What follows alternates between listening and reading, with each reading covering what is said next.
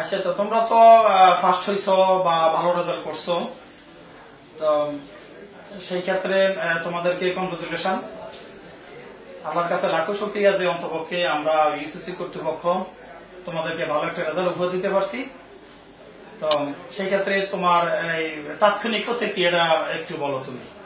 অবশ্যই আমি আসলে আমার এই খুশিটাকে ভাষায় প্রকাশ করতে পারবো না। আর আমি চাই আমি শুধু নিজে খুশি না হয়ে আমার এই নিজের খুশিটাকে সকল ইউসিসি কর্তৃপক্ষ, আমার বাবা মা এবং যারা আমাকে অনুপ্রেরণা জুগিয়েছে তাদের সবার ভিতর ভাগাভাগি করে একটা যে মজা আছে, অর্থাৎ কিছু কিছু মজাকে বলে স্বর্গীয় মজা, সেই মজাটা আমি আজকে পেয়েছি। আর ইউসিসি কর্তৃপক্ষ যেভাবে আমাকে গাইডলাইন দিয়েছে এবং অবশ্যই রেজাল্টের পরে তারা যেভাবে উদযাপন করেছে, এতে আমি যাপনে আনন্দিত এবং আমি ইউসিসির কাছে চিরকৃতজ্ঞ। তুমি কি ইউসিসি ছাড়া অন্য কোথায় কোচিং টোচিং করছো? না, আমি ইউসিসি ছাড়া অন্য কোথাও কোচিং করিনি, এমনকি কোথাও প্রাইভেটও করিনি। আচ্ছা, কেউ যদি তোমাকে পরবর্তীতে দাবি করে বা দেখা যায় অন্য কোথাও, সেই ক্ষেত্রে তোমার কি বক্তব্য আছে?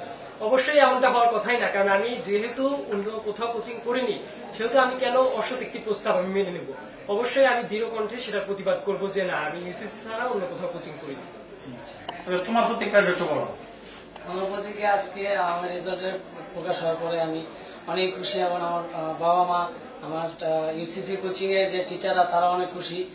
তারা তাদের কষ্ট সফল করতে পারছে। আর ইউসিসি কোচিং আমি মনে করি যে কোচিং জগতে একমাত্র শ্রেষ্ঠ কোচিং, একমাত্র কোচিং হচ্ছে ইউসিসি কোচিং। এখানে অধ্যবসায়ের বিকল্প নেই। আর তার পরবর্তীতে আমি আমার বাবা মাকে সম্মান জানাচ্ছি, কারণ তারা অনেক কষ্ট করেছে আমার জন্য, আমার পড়ালেখার পিছনে অনেক অবদান রাখছে। এর সাথে সাথে ইউসিসি আমাকে অনেক অবদান রাখছে। হ্যাঁ, তোমার এই যে ইউসিসি ছাড়া অন্য কোথায় তুমি কোচিং টোচিং করছো? জি না, আমি ইউসিসি ছাড়া অন্য কোথাও কোচিং করি নাই, আমি একমাত্র ইউসিসি তে কোচিং করছি। যদি কোথাও পরবর্তী তোমাকে দেখা যায় বা তোমাকে কেউ দাবি করে, সেই ক্ষেত্রে তোমার বক্তব্য কি? এটা অসম্ভব, আমাকে কখনো অন্যান্য কোচিং এ দেখা যাবে না। আমি ইউসিসি তে পড়ছি এবং ইউসিসি থেকে আমার সফলতা অর্জন করছি এবং এটা আমার সারা জীবনের জন্য আমি প্রতিবাদ করে যাব, একেবারে বলে যাব যে আমি ইউসিসি এর একজন ছাত্র।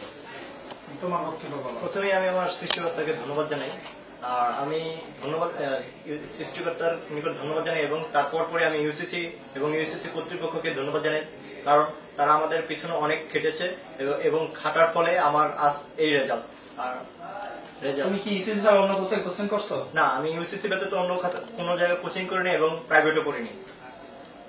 যদি কোথাও তোমাকে দেখা যায় বা যে তুমি অন্য জায়গায় তোমার ছবি আছে বা তোমার সেখানে কোনো কমেন্ট আছে, সেই ক্ষেত্রে তোমার বক্তব্য কি?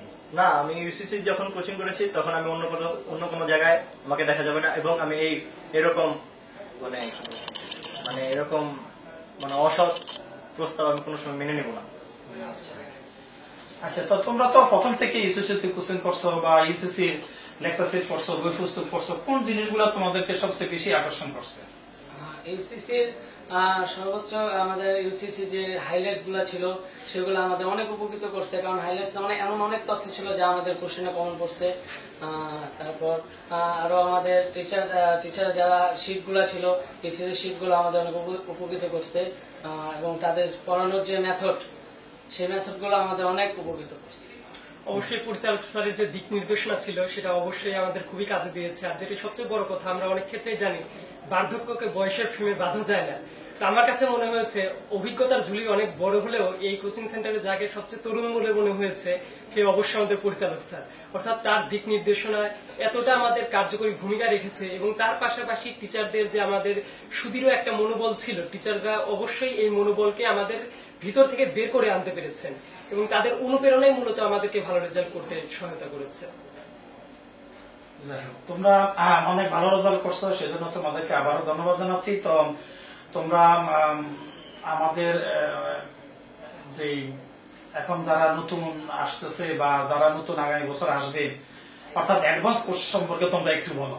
তাদের কি অতি তাড়াতাড়ি আসা উচিত কিনা বা তাদের কি করা উচিত যারা আগামী বছর পরীক্ষা দিবে? আসলে আমার কাছে যেটা মনে হয়, এটা ভর্তি পরীক্ষা না, এটা একটা ভর্তি যুদ্ধ। তো এই যুদ্ধতে যদি টিকে থাকতে হয়, ইংরেজিতে একটা কথা আছে, সার্ভাইভাল অফ দ্য ফিটেস্ট। অর্থাৎ এইখানে যারা ফিটেস্ট তারাই শুধু এক্সামটা অ্যাপিয়ার করে তারাই সফলতা অর্জন করবে। তো যে আজকে থেকে চেষ্টা শুরু করবে, আমার মনে হয় সে অবশ্যই যে এইচএসসি পরে চেষ্টা শুরু করবে তার থেকে অনেকটা অগ্রসর হয়ে থাকবে। তো এক্ষেত্রে আমার বক্তব্য হলো এই যে শুধুমাত্র 3 মাস বর্তমান ভর্তি যুদ্ধের জন্য যথার্থ নয়, অর্থাৎ 3 মাসের সাথে কেউ যদি এখন থেকেই প্রস্তুতি গ্রহণ করে তাহলে সাফল্য তার দ্বারগোড়ায় আসতে বাধ্য। তো এক্ষেত্রে আমি আমার যারা জুনিয়র আছে তাদেরকে আমি অবশ্যই যে সাজেশনটা দেব সেটা হলো ভর্তি পরীক্ষায় টিকে থাকার জন্য এখন থেকেই ঝাঁপিয়ে পড়তে হবে। অর্থাৎ একাডেমিক যে শিডিউল আছে তার সাথে কিন্তু অ্যাডমিশন টেস্টের শিডিউল সব ক্ষেত্রে মিলবে না। তো অ্যাডমিশন টেস্টের অনুযায়ী যদি আমরা এই এইচএসসির আগ থেকে প্রিপারেশন নেওয়া শুরু করি তাহলে এই পরিস্থিতিতে আমরা একটা নতুন পরিস্থিতিতে কখনোই পড়বো না এইচএসসির পরে। সেক্ষেত্রে দেখা যাবে যারা তখন শুরু করবে তাদের কাছ থেকে অবশ্যই এই স্টুডেন্টগুলো কিন্তু বহুলাংশে এগিয়ে থাকবে, এমনকি ভর্তি পরীক্ষাতেও এর প্রতিফলন ঘটবে বলে আমি মনে করি। আচ্ছা, তোমরা তো মনে করো যে মানে ইউসিসি ভালো প্রতিষ্ঠান, ভালো কিছু, তোমরা যদি ইউসিসিতে ভর্তি না হইতা হয়তো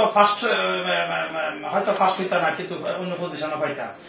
কিন্তু ইউসিসির অবদানটা কতটুকু কার্যকর, বা ইউসিসিতে ভর্তি না হয়তো তোমরা চান্স পাইতাম, হয়তো ফার্স্ট পজিশন। এটা কি একমত তোমরা আমার সাথে?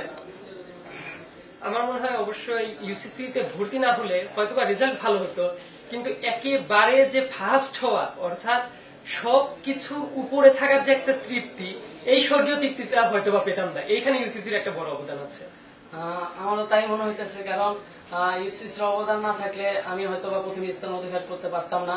আমার এত খুশি, আজকে যতটুকু খুশি হয়েছি ততটুকু খুশি কখনো লাভ করতে পারতাম না। তো ইউসিসির অবদান আমার পড়ালেখার প্রতি অনেকাংশে বেশি, যা আমাকে সঠিক গাইডলাইন দিয়ে আমাকে এই পর্যন্ত এগিয়ে নিয়ে এসেছে। তোমাদের সবাইকে ধন্যবাদ। ইনশাআল্লাহ আপনাকে অনেক বেশি ধন্যবাদ।